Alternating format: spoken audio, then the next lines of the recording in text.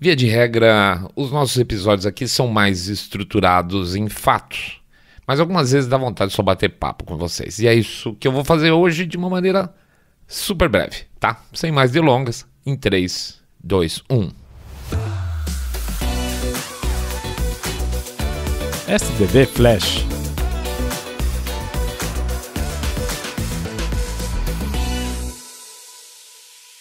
Quem não sente um aperto no peito quando vê as notícias da Venezuela? Claro que tem sempre quem generalize tudo e coloque aquelas frases de efeito do tipo, eles estão colhendo o que plantaram um dia. Eu sei. Mas quem nunca errou que atire a primeira pedra, né? Aliás, para quem nasceu no Brasil, falar uma coisa dessa deveria gerar um pouco de vergonha. Mas o fato é que 7 milhões, 8 milhões de refugiados depois, centenas de assassinatos políticos, prisões arbitrárias, assistir tudo isso com a cereja no bolo de uma fraude eleitoral descarada dá um vazio no peito. Não tem como ao menos não se apiedar de uma população inteira. Negar perdão pelos eventuais erros alheios é falta de humanidade, né? Seja pessoa religiosa ou não, e pior ainda se for. É uma situação extrema, onde uma pessoa é capaz de largar tudo, toda a sua vida para trás, perder tudo, começar do zero e ainda assim entender que isso é melhor do que continuar tentando. Você já colocou isso em perspectiva? Ser quase um mendigo em um outro país que não se conhece é melhor do que tentar seguir em frente. Eu vou confessar aqui publicamente um defeito meu. Tem certas pessoas que são, e às vezes posso chamar de desconhecidas, que eu vejo pela primeira vez e não tenho elemento suficiente para julgar essa pessoa, e essa pessoa do mesmo jeito me dá asco. É sério, é asco no duro, tá? Uma coisa física. Eu já entrei numa sala de reunião uma vez com um cliente, não era o cliente, mas estava lá, e fui apresentado para esse cara, e quando eu apertei a mão dele eu tive vontade de sair correndo e ir no banheiro lavar a mão, sério. Eu fiz a reunião toda com a sensação de sujeira na mão, e a primeira coisa que eu fui fazer depois da reunião foi correr para o banheiro e lavar a mão. Adivinha? O Maduro sempre me provocou asco. Ver o cara fazendo discurso e comendo, não sei se vocês vão lembrar dessa cena, foi filmada, ele estava lá fazendo um discurso e abaixou a cabeça, foi comer um bolinho lá meio escondido, demonstra para mim pelo menos a incapacidade dele de controlar instinto primitivo, como a gula, como a vontade de meter a boca num docinho, mesmo tratando de assunto de Estado publicamente na frente da TV. O Maduro é o mais puro exemplo do lixo alçado ao poder em função de oportunidades políticas, contextos incontroláveis e ausência de vozes de contraposição e com força superior. Eu não vejo nada no Maduro que ele demonstre ser ele o líder do sistema venezuelano. Apesar de não poder provar para vocês, para mim o Maduro é só a face patética de um grupo forte, mas também patético, que só tem como argumento de permanência no poder a força. Nem sempre o poder se exerce pela inteligência, muito pelo contrário. Mas se eu sair da bolha, se ele está lá há tanto tempo, ele tem que ter alguma inteligência? Então, não acho. Maduro não é Putin, Maduro não é o Xi Jinping, Maduro não é um ayatolá. O Putin costura com força, com sangue, mas ele, com aspas, a sabedoria da KGB que ele teve durante a carreira dele, e é assim que ele segura no poder. O Xi Jinping da mesma forma, mas ao invés de tirar o conhecimento anterior da KGB e coloca do Partido Comunista. Os ayatolás têm ao seu lado a força da religião. O Maduro, para mim, sequer é o líder dessa máfia. Eu temo mais o vice dele do que ele. Mas a questão é que a gente tem que ter um foco para fixar e tentar entender as coisas por meio de simplificações, né, para poder reagir. Então é mais fácil a gente dizer que o Maduro tem que cair, quando na verdade é o regime, onde Maduro é só o idiota que dá a cara. Mas para cair o Maduro há que se compreender que é um grupo o qual criou um narco-estado e que vai ter que fazer as contas, parar para pensar. É mais jogo a gente sair agora porque os prejuízos superam os lucros. É só isso. Não existe chance de se contar com alguma forma de arrependimento ou fraqueza momentânea ou qualquer outra coisa que leve em consideração a população da Venezuela, do sofrimento que eles tiveram nos últimos anos. É basicamente uma conta de custo-benefício. Quando o custo for alto demais, eles abrem mão dos anéis para não perder os dedos. Quando se, na verdade, isso vier a ocorrer, o Maduro vai ser apenas o porta-voz dessa elite criminosa e uma segunda camada de problemas vai surgir. O que é que se faz com esses milhares de puxa-sacos e aproveitadores do regime atual? Esses, obviamente, não vão querer mudança de jeito nenhum. Então, eles são tão egoístas quanto os líderes, mas em outras esferas. Seja porque são bandidos, porque são ladrões, porque são narcisistas, porque são sociopatas, e talvez aí até no meio alguns bem-intencionados, por incrível que possa parecer. Quando o poder ameaça cair, são esses os mais violentos, que procuram defender as suas posições com unhas e dentes. Eles vão atacar quando colocados no canto, que nem ratos sem escape.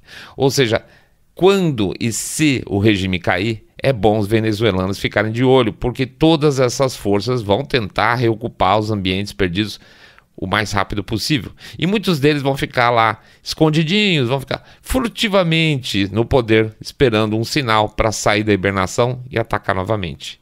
E quem é brasileiro e não é cego sabe muito bem como isso funciona. Tem um segundo ponto que tem me impressionado muito também. E vocês sabem muito bem que a gente aqui não é lacrador de forma alguma. Mas vocês repararam como, nesse caso específico, foram as mulheres talvez a força motriz disso tudo? E eu não estou falando só da Maria Corina, não. Se vocês pegarem as cenas fortes de rua, pega os movimentos, em qualquer um deles você vai encontrar sempre uma mulher peitando o poder policial, representantes eleitorais e por aí vai. Eu fiquei muito impressionado. Se eu tivesse que criar uma imagem mental, seria aquela clássica do menino que chega correndo em casa e fala: mãe, o seu Nicolás lá do mercado deu um tapa na cara do Joãozinho. E a mãe vai ficar pistola, vai ficar a cabeça inchada de ódio.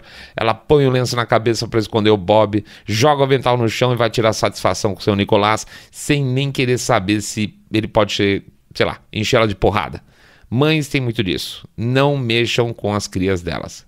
Mulheres, sendo mães ou não, tem muito disso. Sempre achei que as mulheres tendem, sem generalizar, claro, até porque existem mulheres sanguinárias também, mas elas tendem a ser menos impermeáveis às injustiças. Pois elas foram para a rua e tomaram posição de combate, seguiram, aí sim, a Maria Corina como se não tivesse manhã. Isso, para mim, pelo menos de alguma forma, prova que, quaisquer que sejam as diferenças, o sentido de justiça é inato. Gordo, magro, preto, branco, católico, judeu, ateu, não. O ser humano normal não tolera injustiça e, no limite, ele se revolta contra elas.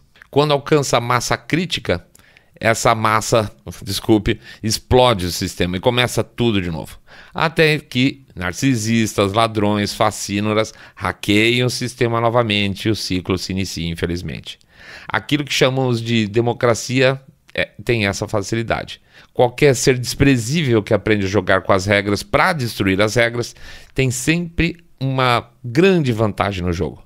Nós queremos jogar pelas regras porque é muito mais simples ter a vida dentro das regras do que fora delas. Regras permitem que a gente seja premiado pelos nossos méritos, apesar das regras serem falhas, não tem dúvida disso. As regras permitem igualdade, ao contrário do que a esquerda prega. Regras permitem um relacionamento interpessoal, vamos dizer assim, se não isento, mas com muito menos atritos. Mas não é o que os progressistas pregam. Progressistas, socialistas e todas as variações do esquerdismo centralizante detestam regras. Eles são as regras de acordo com as circunstâncias. Porque de outra forma nunca vão ter poder. Vão primeiro calar, depois eles vão prender e, se necessário, depois vão matar.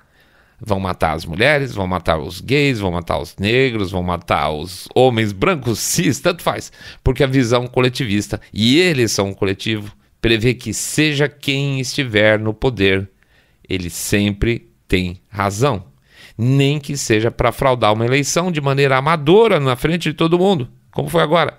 As regras agora são: o Conselho Nacional Eleitoral disse que o Maduro ganhou, então ele ganhou. Essas são as regras. Aí os normais, como eu e você, nos olhamos e falamos assim: não pode, está errado. E eles vão responder: pode sim, porque eu estou estabelecendo essas novas regras. Cale-se e cumpra. Tá? Cale-se e cumpra é a base da tal da nova ordem. Você não é nada, quem manda cumprir é tudo. Serve para a Venezuela, serve para qualquer outro país do Ocidente.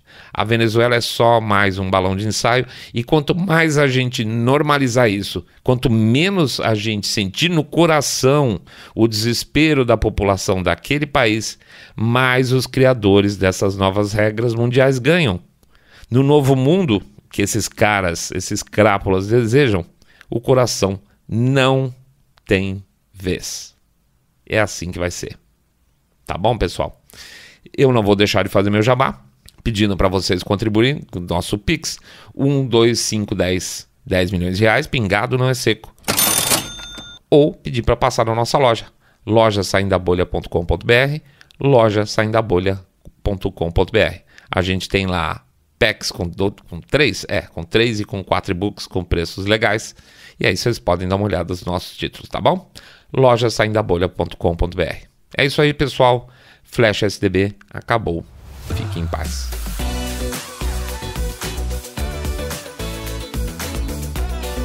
Saindo da bolha.